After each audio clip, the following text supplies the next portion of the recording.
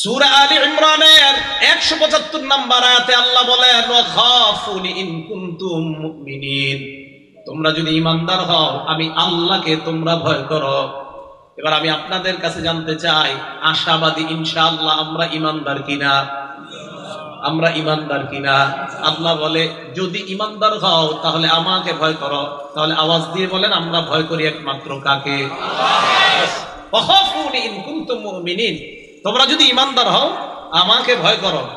তাহলে আল্লাহওয়ালা হওয়ার 3 নম্বর বৈশিষ্ট্য হলো আল্লাহকে ভয় করা। এবার এই জায়গাটা মন দিয়ে শোনেন, আল্লাহকে ভয় করার অনেকগুলা উপকারিতা আছে, কয়েকটা উপকার মনে রাখবো। আল্লাহকে ভয় করার 1 নম্বর উপকারিতা, ভাইও বাংলাটা মনোযোগ দিয়ে শোনেন, আল্লাহ হাদিসে কুদসির মধ্যে বলে দুনিয়াতে আমাকে যে ভয় করবে কিয়ামতের ময়দানে আমি আল্লাহ তাকে নিরাপত্তা দিব। একটা কিতাব আছে নাম সহিহ ইবনে হিব্বান, এই কিতাবের 640 নম্বর হাদিস। এই হাদিসটা হাদিসে কুদসি। قال الله عز وجل, আল্লাহ পাক রব্বুল আলামিন বলেন আমার বান্দা ইদা খাফানি ফিদ দুনিয়া, আমার বান্দা যদি আমাকে দুনিয়ার মধ্যে ভয় করে, আম্মানতুহু ইয়াউমাল কিয়ামা, আমি আল্লাহ কিয়ামতের ময়দানে তাকে নিরাপত্তা দেওয়ার ওয়াদা করলাম। আপনাদের কাছে জানতে চাই, আল্লাহর নিরাপত্তা নামা কিয়ামতের ময়দানে আমাদের দরকার আছে না নাই? তাহলে দুনিয়াতে একমাত্র ভয় করতে হবে কাকে?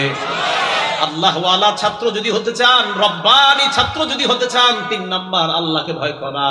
আল্লাহকে ভয় করার 1 নাম্বার উপকার, যারা দুনিয়াতে আল্লাহকে ভয় করবে কিয়ামতের ময়দানে আল্লাহ তাদেরকে নিরাপত্তার চাদরে ঢেকে নেবেন। আল্লাহকে ভয় করার 2 নাম্বার উপকার, কিয়ামতের ময়দানে 7 শ্রেণীর মানুষকে আল্লাহ আরশের ছায়া তলে জায়গা দান করবেন।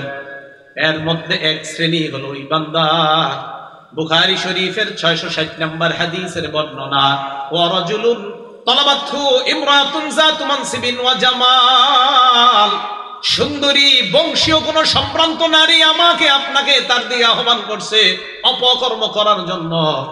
ওই মুহূর্তে ওই যুবক সুন্দরী ওই নারীর সামনে গিয়ে বলে ইন্নী আখাফুল্লাহ, আমি আল্লাহরে ভয় করি। যেই ব্যক্তি কোন নারীর সামনে গিয়ে বলে আমি আল্লাহকে ভয় করি, অপকর্ম করতে পারবো না, আল্লাহ নবী কয় এই ব্যক্তিটাকে আল্লাহ কিয়ামতের ময়দানে আরশের ছায়া তলে জায়গা দিয়ে দিবেন। তাহলে আল্লাহকে ভয় করার 2 নাম্বার উপকার, কিয়ামতের ময়দানে আল্লাহর আরশের ছায়া তলে জায়গা পাওয়া যাবে। এই হাদিসের মধ্যে আরেকটা অংশ আছে, ওয়া যাকারাল্লাহ খালিয়ান ফাফাদাত আইনা, কিছু বান্দা আছে রাতের বেলা সারা দুনিয়ার মানুষ ঘুমায়, 2টা 3টা বাজে আল্লাহর কাছে নির্জনে বসে বসে আল্লাহরে ডাকে আর চোখের পানি পড়ে। অনেক মানুষ ঘুমায়, বিবি ঘুমায়, বাচ্চা ঘুমায়, এই ব্যক্তি উঠে আল্লাহরে স্মরণ করে বলে আল্লাহ লা ইলাহা ইল্লাল্লাহ সুবহানাল্লাহ পরে আর চোখ দিয়ে পানি পড়ে।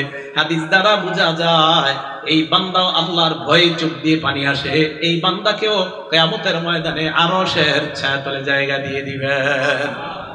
তাহলে আল্লাহকে ভয় করার 2 নাম্বার উপকার, কিয়ামতের ময়দানে আরশের ছায়ায় জায়গা পাওয়া যাবে।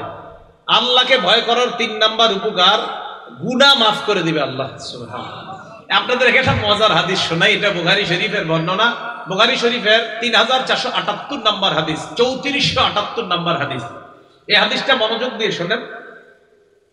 রাসূল আকরাম সাল্লাল্লাহু আলাইহি সাল্লাম বলেন আন্না রাজুলান কানা ক্বাবলাকুম, তোমাদের পূর্বের জামানায় এক ব্যক্তি ছিল। এই ব্যক্তি এমন একজন ব্যক্তি ছিল, রাসাকাহুল্লাহু মালা, আল্লাহ পাক তাকে প্রচুর সম্পদ দান করেছেন। ফাকালা লিবানিহি, এই লোকটা তার সন্তানদেরকে ডাক দিয়ে বললেন ও আমার সন্তানরা, দেখেন কি বলে, ফাকালা লিবানিহি লাম্মা হুদিরা, তার যখন মরণ হবে অবস্থা, মারা যাবে লোকটা, ওই মুহূর্তে ছেলেদেরকে ডাক দিয়ে কয় আইয়া আবিন কুনতু লাকুম, এই আমি তোদের কেমন বাবা ছিলাম একটু বলতো। এক ব্যক্তি, তাকে আল্লাহ প্রচুর সম্পদ দিয়েছে, ছেলেদেরকে ডাক দিয়েছে, সন্তানদেরকে ডাক দিয়ে কয় আমি তোমাদের কেমন বাবা ছিলাম একটু বলো তো। সন্তানরা জবাব দেয় খায়রা আবিন, আপনি উত্তম বাবা ছিলেন, আপনি অনেক ভালো বাবা। এবার ওই লোকটা জবাব দেয় ফাইন্নী লাম আমাল খায়রান কত্তু, আমি তো জীবনে কোনো ভালো কাজ করি নাই।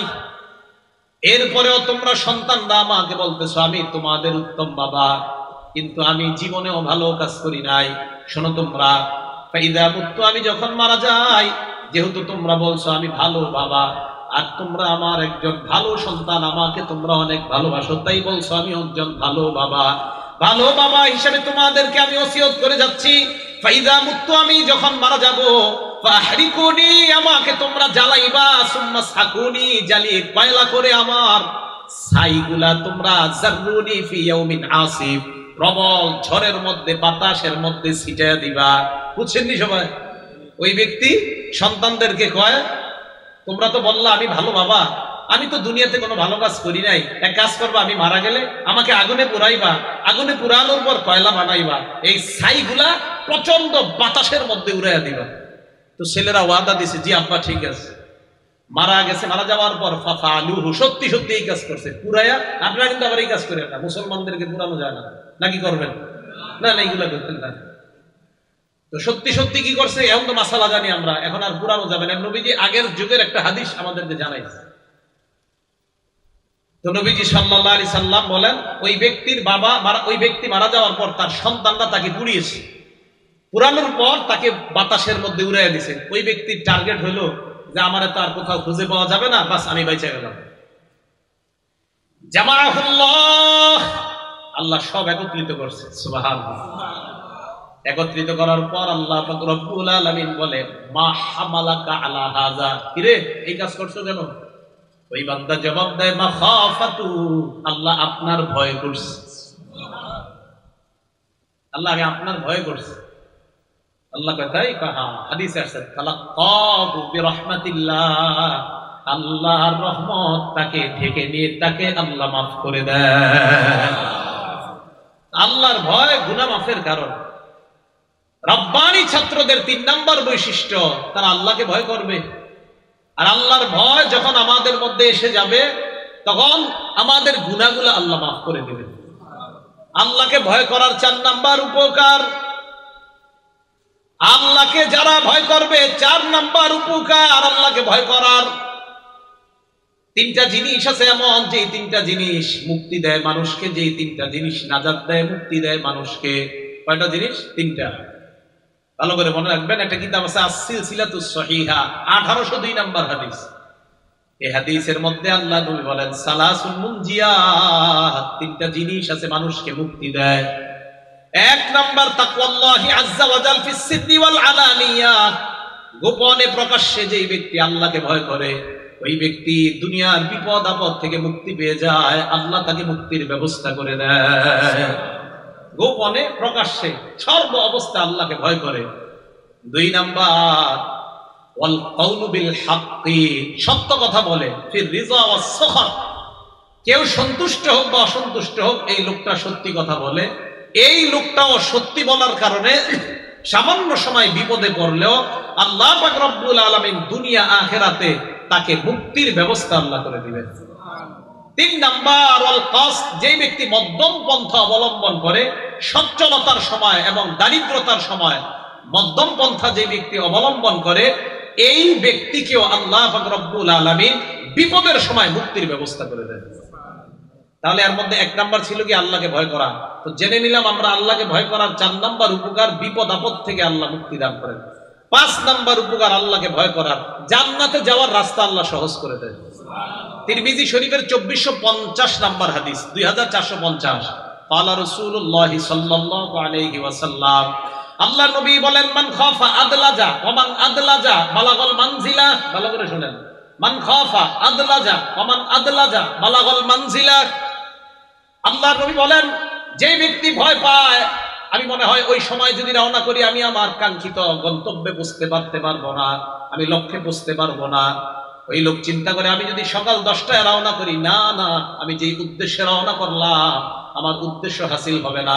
এই খফার অনুবাদ এটা, মান খাফা, যে ব্যক্তি এই ভয় করে, ব্যাখ্যা আসছে আল্লাহ ইয়াসিলা ইলাল মানজিল ফিল মিআদ, সময় মতো সে তার মঞ্জিলে পৌঁছতে পারবে না। ওই ব্যক্তি কি করে? আদলাজা, ভোরে ভোরে রওনা করে। জ্ঞানী ব্যক্তিরা ভোরে ভোরেই রওনা করে, বরং রওনা করে গুলিস্তান, সায়েদাবাদ গিয়ে ফজরের নামাজ পড়ে, এরপরে ওখান থেকে রওনা করে। কেন?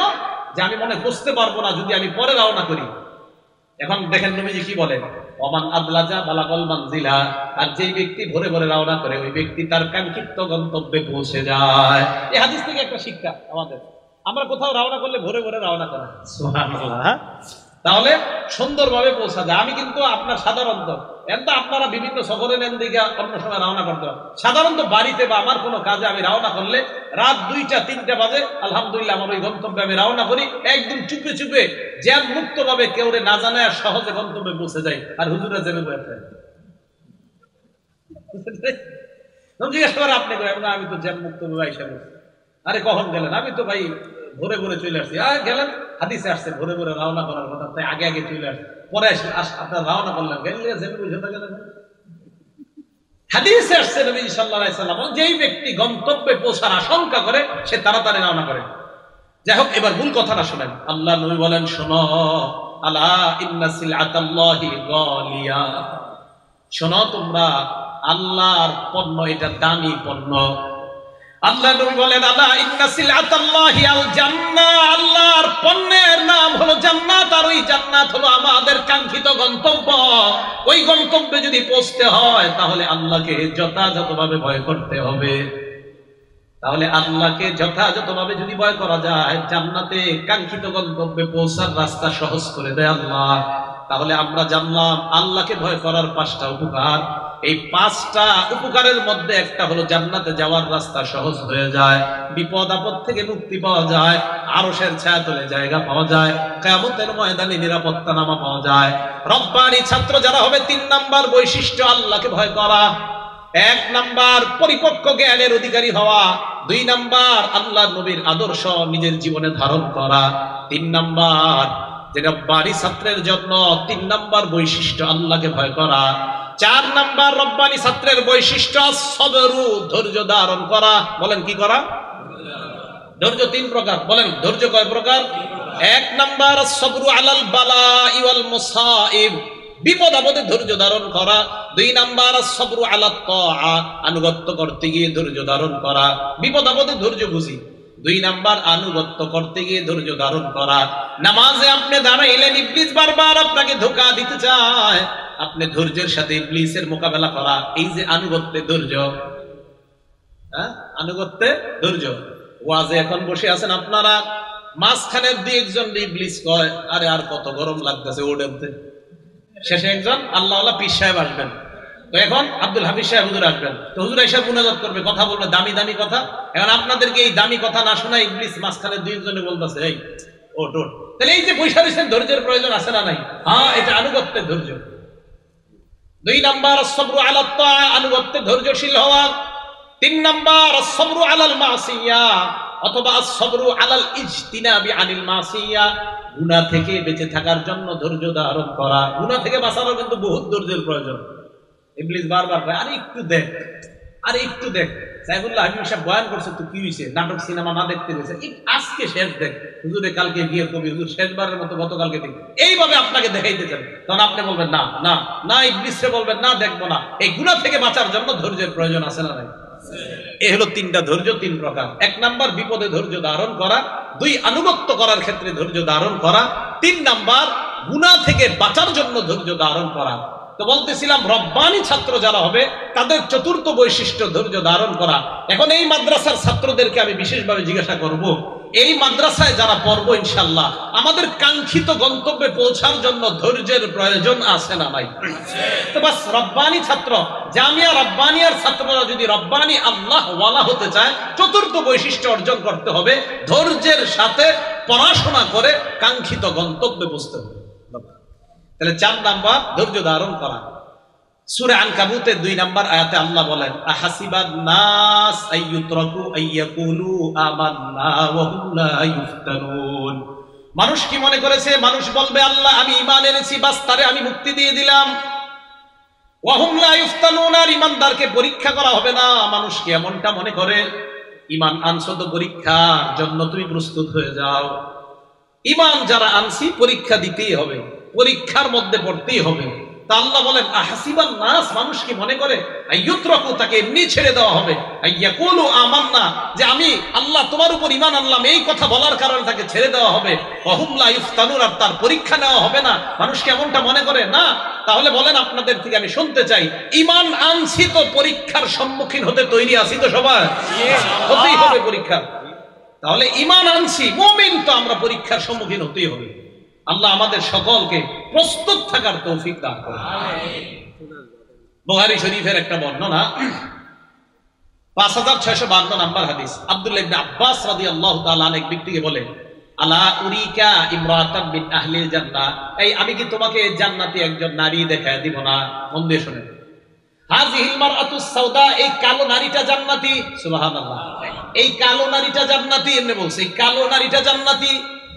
আতাতিন নবী সাল্লাল্লাহু আলাইহি ওয়াসাল্লাম, এই কালো নারীটা আল্লাহর নবীর কাছে আসছে। আসার পর কয়, ইয়া রাসূলুল্লাহ ইন্নী উসরাউ ওয়া আতাকাশশাফু, ইয়া রাসূলুল্লাহ আমার মাঝে মাঝে মৃগী রোগ হয়। মৃগী রোগ চিনেন না আপনারা? মৃগী রোগের কারণে আমার শরীরের সতর খুলে যায়। ইয়া রাসূলুল্লাহ ফাদউল্লাহ লি, আপনি আল্লাহর কাছে আমার জন্য দোয়া করেন। আল্লাহ নবী তাকে দুইটা অপশন দিলেন। এক নাম্বার, আল্লাহ নবী বললেন আমি তোমার কাছে দুইটা অপশন রাখতেছি। এক নাম্বার, যদি তুমি ধৈর্য ধারণ করো, দেখেন কি কয়, যদি তুমি ধৈর্য ধারণ করো, ইন সাবারতি লাকিল জান্নাহ, এই অসুস্থতায় যদি তুমি ধৈর্য ধারণ করো, তোমার ঠিকানা মরার সাথে সাথে জান্নাত। আরেকটা অপশন হলো দাউতুল্লাহ, আমি আল্লাহর কাছে তোমার জন্য দোয়া করি, আইয়ু আফিয়াকি, আল্লাহ যেন তোমাকে সুস্থ করে দেয়, এই দোয়া করি। ওই মহিলা কয়, ইয়া রাসূলুল্লাহ আমি অসুস্থতা চাই না, এই অসুস্থতা নিয়েই আমি ধৈর্য ধারণ করে আল্লাহর জান্নাতি হতে চাই। হুজুর আমি জান্নাতি হতে চাই। আমি চিন্তা করি মাঝে মাঝে এরা কেমন ধৈর্যশীল ছিল। হুজুর আমি মনে পারতাম না। চিন্তা করেন আপনি, নারী কইতেছে না মৃগী রূপ, কত বড় ভয়ঙ্কর রূপ। কয় না হুজুর আমি তাহলে আমি জান্নাতে যাবো, আমি ধৈর্য ধারণ করি। কি আজীব কথা। আমি জান্নাতে যাবো হুজুর, আমি ধৈর্য ধারণ করতে রাজি আছি। পরে ওই নারী বলতেছি, ইয়া রাসূলুল্লাহ আমার তো সতর খুলে যায়, আল্লাহর কাছে শুধু এতটুকু দোয়া করেন আমার সতরটা যেন খুলে না যায়। ফাদা লাহা, নবীজি সাল্লাল্লাহু আলাইহি সাল্লাম এতটুকু অংশের জন্য বললেন, আল্লাহ ওই রোগের দ্বারা তুমি তাকে জান্নাত দিও, আর তার এই যে সতর খুলে যায় আল্লাহ আমি তোমার কাছে দোয়া করতেছি তার এই অবস্থাটা থেকে আপনি তাকে হেফাজত করবেন। নারীকে নবী অপশন দিলেন, তুমি এই অসুস্থতায় ধৈর্য ধারণ করলে লাকিল জান্নাত, জান্নাত। আমি অবাক হয়ে গেলাম। এই নারী কয়, হুজুর আমি ধৈর্য ধারণ করবো, আমি জান্নাত চাই। তাহলে ধৈর্য ধারণ করলে জান্নাত পাওয়া যায়। রব্বানি ছাত্র যারা হবে তাদের চতুর্থ বৈশিষ্ট্য, তারা ধৈর্যশীল হবে। তারা কি হবে? ধৈর্যশীল হবে রব্বানি ছাত্ররা।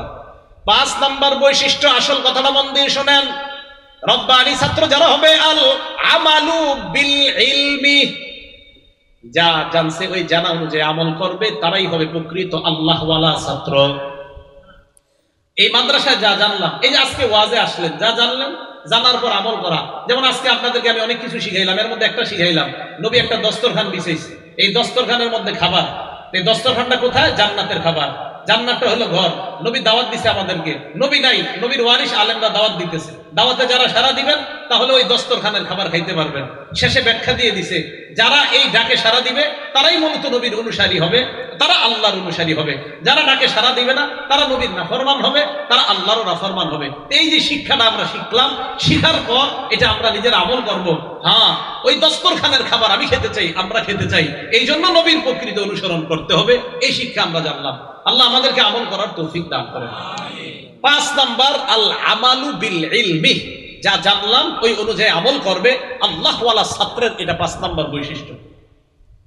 এই ব্যাপারে আপনাদেরকে একটা হাদিস শোনাই, তিরমিজি শরীফের 2417 নাম্বার হাদিস। ক্বালা রাসূলুল্লাহ সাল্লাল্লাহু আলাইহি ওয়াসাল্লাম, আল্লাহ নবী বলেন, লা তাজুলু কদামা আবদিন হাত্তা ইসআলা আন উমরিহি ফিমা আফনা ওয়া আন ইলমিহি ফিমা ফাআলা ওয়া আন মালিহি মিন আইনা ইকতাসাবা ফিমা আনফাকা ওয়া আন জিসমিহি ফিমা আবলা। 4টা প্রশ্নের উত্তর না দেওয়ার আগে আদম সন্তানের 2 পা সামনে নড়বে না। কিয়ামতের ময়দানে আদম সন্তান কোন বান্দার 2 পা একটু নড়বে না 4টা প্রশ্ন না দেওয়া ছাড়া। 1 নাম্বার, আন উমরিহি ফিমা আফনা, জীবন সম্পর্কে জিজ্ঞাসা করা হবে, জীবন কোন কাজে ব্যয় করেছ।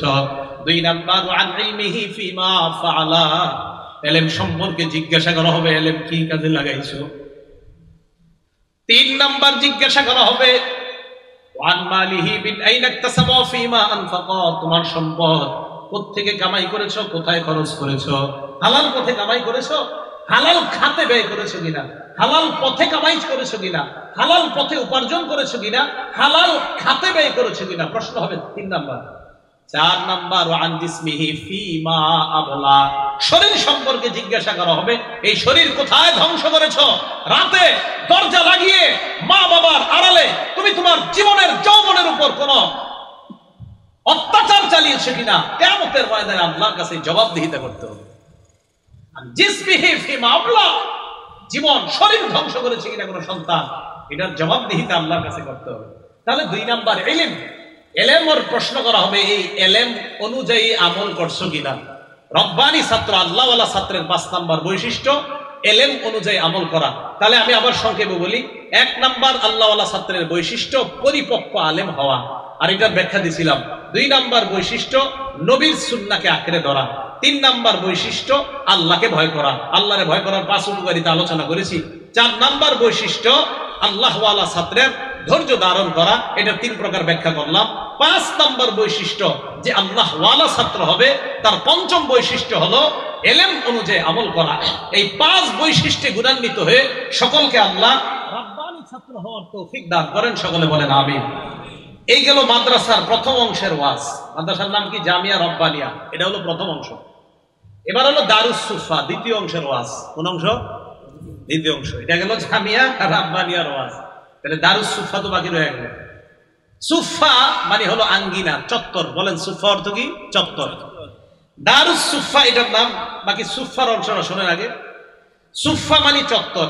আল্লাহ রাসূল সাল্লাল্লাহু আলাইহি সাল্লামের মসজিদে নববীর একটা কোনা, একটা চত্বরের মধ্যে 70-80 জন সাহাবা এরা বসে থাকতো। নবীজির থেকে ওনারা কোরআন সুন্নাহ শিক্ষা গ্রহণ করতেন, নবীজির ছাত্র ছিলেন। তারাই হলো ইসলামের ইতিহাসে প্রথম আবাসিক ছাত্র। সুবহানাল্লাহ। কি ছাত্র? আবাসিক, আবাসিক ছাত্র। এদেরকে ইতিহাসে বলা হয় আসহাবুস সুফা। এবার দেখেন, আসহাব মানে ওয়ালা, সুফা মানে চত্বর। তাহলে আসহাবুস সুফা মানে চত্বর ওয়ালা, চত্বরের অধিবাসী। তো আসহাবুস সুফা মানে নবীজির মসজিদের ওই চত্বরে যে সাহাবারা বসে বসে কোরআন হাদিস শিখতেন, তাদেরকে বলা হয় আসহাবুস সুফা, মানে চত্বরের অধিবাসী, চত্বরের সাহাবা। সুবহানাল্লাহ। এই মাদ্রাসার নাম দারুস সুফা। এই মাদ্রাসা গঠন করার দ্বিতীয় উদ্দেশ্য, ওই আসহাবে সুফা, নবীর মসজিদের ওই চত্বরে যে 70-80 জন সাহাবারা যেমন ইতিহাসের শ্রেষ্ঠ ছাত্র ছিল, জামিয়া রাব্বানিয়ার ছাত্ররা যেন ওই সুফার সাহাবাদের মতো শ্রেষ্ঠ ছাত্র হতে পারে, এই মাদ্রাসা গঠনের এটা দ্বিতীয় উদ্দেশ্য। তাহলে সুফা ওই চত্বরে যে ছাত্র ছিল তাদের মতো এই মাদ্রাসার ছাত্ররা হওয়ার চেষ্টা করতে হবে। আসহাবে সুফাদের ব্যাপারে বুখারী শরীফের 442 নম্বর হাদিসের মধ্যে আসছে, আবু হুরায়রা রাদিয়াল্লাহু তাআলা আনহু বলেন, ইন্নী রাআইতু 70 মিন আসহাবিস সুফা, আমি আসহাবে সুফার 70 জনকে এমন দেখেছি, মা আলাইহিম রিদা, আরেক বর্ণনা মা মিনহুম রাজুলুন আলাইহিম রিদা, তাদের কারো শরীরের মধ্যে আমি বড় কোনো চাদর দেখি নাই। কারো শরীরের মধ্যে দেখছি ইজার, একটা লুঙ্গি, অথবা আও কিসাউন, অথবা ছোট চাদর। দেখেন কি কয় আবু হুরায়রা বলেন, আমি তাকায় দেখলাম রাবাতুহু ফি আনাকিহিম, এই লুঙ্গি আর চাদর গলার মধ্যে পেঁচাইছে, গলায় লুঙ্গি চাদর গলায় পেঁচানোর পর তাকায় দেখলাম তাদের কারো লুঙ্গি, কারো চাদর হাঁটু পর্যন্ত, কারো আর একটু নিচ পর্যন্ত যায়, এটাই তাদের পোশাক, এটাই তাদের পোশাক। দেখছেন, এই জন্য আল্লাহ তাদেরকে কি কবুল করছে। তা আবু হুরায়রা রাদিয়াল্লাহু আনহু আরেকটা হাদিস মনে পড়ে গেছে, তিরমিজি শরীফের 2368 নম্বর হাদিস, আন্না রাসূলুল্লাহ সাল্লাল্লাহু আলাইহি ওয়াসাল্লাম সাল্লা বিন নাস, নবীজি সাহাবাদেরকে নিয়ে নামাজে দাঁড়াইতেন। আমরা তাকায় দেখতাম ওই নামাজের মধ্যে ইয়াখিরু রিজাল মিন মাকামাতিহি, কোন কোন সাহাবা দাঁড়ানো থেকে পড়ে যায়, দাঁড়ানো থেকে পড়ে যায়। জানুনি কেন? ক্ষুধার যন্ত্রণায়। কিসের যন্ত্রণায়? ক্ষুধা।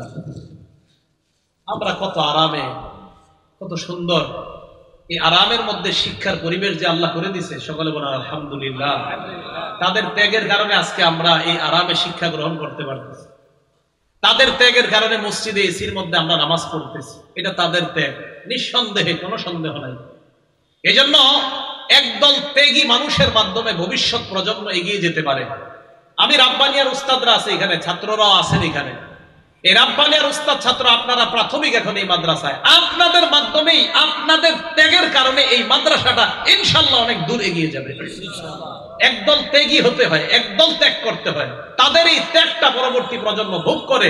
মাগি ভোগ করার অর্থ এই না আপনারা কিছু বানবেন না, না, ওই সব আপনারা সদকায়ে জারিয়া হিসাবে আপনাদের আমলনামায় প্রতিটা মুহূর্তে আল্লাহ পাক রব্বুল আলামিন এটা পৌঁছায় দেন। একদল ত্যাগ করতে হয়। আসহাবে সুফফার মধ্যে যারা 70 জন বা 80 জন খুব কষ্ট করে এইভাবে চলাফেরা করে, এই আসহাবে সুফফার শ্রেষ্ঠ একজন ছাত্রের নাম আবু হুরায়রা রাদিয়াল্লাহু তাআলা।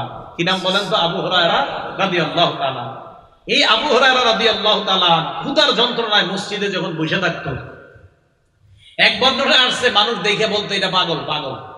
মানে ক্ষুধার কারণে যে ছটফট করতো, আপনার জমিনে শুয়ে যাইতো, ছটফট করতো, কিন্তু এটা পাগল, পাগল। আপনি চিন্তা করেন, নামাজে দাঁড়ায় রয়েছে, নামাজ থেকে পড়ে যাওয়া ক্ষুধার কারণে, কত ক্ষুধা। তো তাদের একজন ছাত্র, শ্রেষ্ঠ ছাত্রের নাম আবু হুরায়রা, মসজিদে বসে রয়েছে। নবীজি সামনে আসলেন, আসার পর আবু হুরায়রা কি ব্যাপার? আবু হুরায়রা রাদিয়াল্লাহু তাআলা আন জবাব দেয়, ইয়া রাসূলুল্লাহ সামি'তু মিনকা হাদিসান কাসীরা ফাআনসা। বুখারী শরীফের 119 নম্বর হাদিস। ইয়া রাসূলুল্লাহ, আমি আপনার কাছ থেকে অনেক হাদিস শুনি, কিন্তু হাদিসগুলো আমি মুখস্থ রাখতে পারি না, মনে রাখতে পারি না। আল্লাহ নবী কয়, তাই নাকি? কয় হ্যাঁ। নবীজি বলে, আবু হুরায়রা উবসুতরিদা, তুমি তোমার চাদরটা বিছায়া দাও। আমাদেরকে যদি স্বপ্নে ঈশা নবী একবার এরকম চাদর বিছায়া দিতেন। আবু হুরায়রাকে বললেন চাদরটা বিছাও। আবু হুরায়রা বলেন, ফাবাসাতহু, আমি আমার চাদর বিছাইলাম। চাদর বিছানোর পর তাকায় দেখলাম গরাফা বিয়াদাইহি, আল্লাহ নবী কি যেন এইভাবে চাদরের মধ্যে ঢেলে দিচ্ছে, হাতে কিছু নাই, হাতে কিছু নাই। ঢেলে দেওয়ার পর আল্লাহ নবী বললেন, আবু হুরায়রা আযুম্মু, এটা এবার তুমি তোমার বুকের সাথে মিশাও। আবু হুরায়রা বলেন, জমানতুহু, আমি ওই চাদরটা আমার বুকের সাথে এইভাবে আমি মিশাইলাম। আবু হুরায়রা বলেন, আল্লাহর কসম, ওই দিনের পর থেকে ফামা নাসিতু বাদাহু শাইআ, ওই চাদর বুকের সাথে মিশানোর পর আমি যা শুনি আর কখনো ভুলি না, যা শুনি আর কখনো ভুলি না। আচ্ছা, কি এই মাদ্রাসার এই ছাত্রদের এমন ছাত্র হওয়া দরকার আছে না নাই? আমাদের সাইফুল্লাহ হাবিবি সাহেব হুজুর আমার গতকালকে বলছে, আমারে বলছে, উনি ওনার উদ্দেশ্য ব্যক্ত করছে।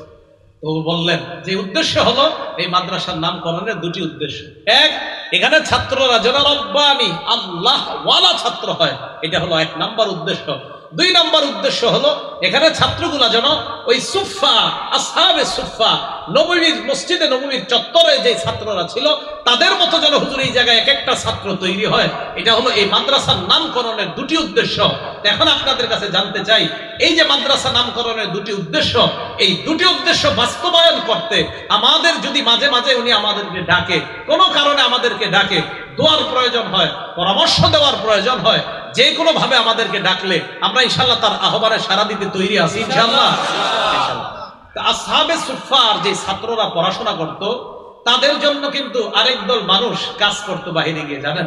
এরা পড়াশোনা করত, আরেক দল গিয়ে কাজ করত, তারা বিভিন্ন জিনিস সংগ্রহ করে আনতো, আর আসহাবে সুফফার ছাত্ররা লেখাপড়া করত। এজন্য আমি আপনাদের কাছে আবদার করে যাব, ওনার এই মাদ্রাসা তো ওনার না, উনি প্রতিষ্ঠা করছে, উনি মরে যাবে, কালকে চলে যাবে, পরের দিন চলে যাবে, একদিন চলে যাবে, আরেকজন এখানে দায়িত্বে আসবে, উনিও চলে যাবে, আরেকজন আসবে। তবে মনে রাখবেন, দিনই প্রতিষ্ঠান কখনো থেমে থাকবে না, এটার জয়রথ সামনের দিকে চলবেই। মানুষগুলা চলে যাবে, প্রতিষ্ঠানগুলা চলে যাবে না। তাই এই প্রতিষ্ঠানের দেখাশোনার দায়িত্ব কাদের বলেন তো? আমাদের। জোরেও নেই, কাদের বলেন? এই মসজিদ মাদ্রাসা এগুলা দেখাশোনার দায়িত্ব কাদের? আমাদের। ইনশাআল্লাহ মহব্বত করবো তো ইনশাআল্লাহ। তাহলে জামিয়া রব্বানিয়া আল্লাহ ওয়ালা ছাত্র হবে এখানে, আর আসহাবে সুফফার মতো ছাত্র যেন এখান থেকে তৈরি হয়, এই চেষ্টা, এই প্রচেষ্টা মাদ্রাসার উস্তাদ ছাত্ররা যেন করতে পারে, আমরা এলাকাবাসীরা যেন দোয়া করতে পারি, আল্লাহ আমাদেরকে তৌফিক দান করেন। শেষ কথা, এই মাদ্রাসার ছাত্র উস্তাদ যারা, আমরা একটা কথা মনে রাখবো, মাদ্রাসায় আমরা যে সমস্ত ছাত্ররা পড়াশোনা করব, আলেম হব, এখান থেকে আমরা হাফেজ হব, কারি হব, আমাদের মধ্যে যেন কখনো রিয়া কাজ না করে, লৌকিকতা কাজ না করে, মানুষকে দেখানো কাজ না করে, বরং আল্লাহকে খুশি করা এই কাজ যেন করে। বলেন তো, আমাদের পড়াশোনার উদ্দেশ্য কাকে খুশি করা? তিরমিজি শরীফের 2383 নম্বর হাদিস। এই হাদিসের মধ্যে রাসূল আকরাম সাল্লাল্লাহু আলাইহি সাল্লাম সাহাবাদেরকে বললেন, তাআওয়াযু বিল্লাহি মিন হুব্বিল হুজন, তোমরা হুব্বুল হুজুন থেকে বাঁচো, তোমরা হুব্বুল হুজুন থেকে আল্লাহর কাছে পানাহ চাও। বলেন হুব্বুল হুজুন, বলেন আবার বলেন হুব্বুল হুজুন। সাহাবাদেরকে নবীজি বললেন, তোমরা হুব্বুল হুজুন থেকে আল্লাহর কাছে পানাহ চাও। সাহাবারা বললেন, ওয়া মা হুব্বুল হুজনি ইয়া রাসূলুল্লাহ, হুজুর হুব্বুল হুজুন কি, এটা আপনার কাছে জানতে চাই। আল্লাহ নবী কয়, হুব্বুল হুজুন ওয়াদিন ফি জাহান্নাম, জাহান্নামের একটা এলাকার নাম। তাতাআওয়াযু বিনহু জাহান্নাম কুল্লা ইয়াউমিন মিআতা মাররা, জাহান্নাম ওই এলাকা থেকে 2 দিন আল্লাহর কাছে 100 বার পানাহ চায়। হুব্বুল হুজুন জাহান্নামের একটা এলাকার নাম, জাহান্নামের এলাকা, জাহান্নাম আল্লাহর কাছে 100 বার পানাহ চায়। আল্লাহ ওই হুব্বুল হুজুন থেকে আমি পানাহ চাই, আমি পানাহ চাই, ওর এলাকা থেকে ও পানাহ চায় আল্লাহর কাছে। সাহাবারা প্রশ্ন করলেন, ওমাইয়াদখুলুহু ইয়া রাসূলুল্লাহ, এই জাহান্নামের মধ্যে কারা প্রবেশ করবে? নবীজি জবাব দিলেন, আল কুররা আল মুরাউনা বিআমালিহিম, কারি সাহেবরা, হাফেজরা, আলেমরা, যারা দেখানোর জন্য আমল করে, তারা এখানে প্রবেশ করবে হুব্বুল হুজুন নামক জাহান্নামে, হুব্বুল হুজুন নামক এলাকায়। তাহলে হুব্বুল হুজুনে যেন আমাদের প্রবেশ করতে না হয়, রিয়া মুক্ত আমল যেন আমরা করতে পারি, আল্লাহ তৌফিক দান করেন। তাহলে রব্বানি ছাত্র, রব্বানি আলেম হওয়ার গুণ কয়টা বললাম বলেন তো? 5টা। ভুলে গেছে সবাই? রব্বানি ছাত্র হওয়ার গুণ কয়টা? 5টা। 1 নাম্বার পরিপক্ক আলেম হওয়া, 2 নাম্বার নবীজির সুন্নতকে অনুসরণ করা, আঁকড়ে ধরা, 3 নাম্বার আল্লাহকে ভয় করা, 4 নাম্বার ধৈর্য ধারণ করা, 5 নাম্বার এলেম অনুযায়ী আমল করা। এলেম অনুযায়ী কি করা? আমল করা। এটা হলো জামিয়া রব্বানিয়া কায়েম করার উদ্দেশ্য। দ্বিতীয় দারুস সুফা। দারুস সুফা, এই মাদ্রাসার নাম দারুস সুফা রাখার উদ্দেশ্য, আসহাবে সুফা তথা মুহাম্মদ সাল্লাল্লাহু আলাইহি ওয়াসাল্লামের মসজিদে নববীর আবাসিক যে মাদ্রাসার ছাত্ররা ছিল, এদের মতো যেন এই মাদ্রাসার ছাত্র গড়ে উঠতে পারে, এই লক্ষ্যে এই মাদ্রাসার নামটি এত সুন্দর রাখা হয়েছে। আমরা আল্লাহর কাছে দোয়া করব, এই মাদ্রাসাটা যেন আল্লাহ কবুল করে নেয়, মাদ্রাসার আসাতিজা, মাদ্রাসার তুল্লাব সকলকে যেন আল্লাহ কবুল করে নেয়। সর্বশেষ আবেদন, আব্দুল হাফিজ সাহেব হুজুর, পীর সাহেব হুজুর, শেখুল হাদিস আল্লামা আব্দুল হাফিজ সাহেব হুজুর আসবে, আসার পর আপনাদের সামনে কথা বলবে, আমরা কেউ উঠবো না। হুজুর দিলের খোরাকের জন্য যা যা প্রয়োজন ইনশাআল্লাহ আলোচনা করবে। আল্লাহ পাক রব্বুল আলামিন আমাদের সকলকে যা শুনলাম বললাম এই কথাগুলোর উপর যেন আমরা আমল করতে পারি, আল্লাহ তৌফিক দান করেন। আমিন ওয়া আখিরু দাওয়ানা আনিল হামদুলিল্লাহি রাব্বিল আলামিন। আমরা কেউ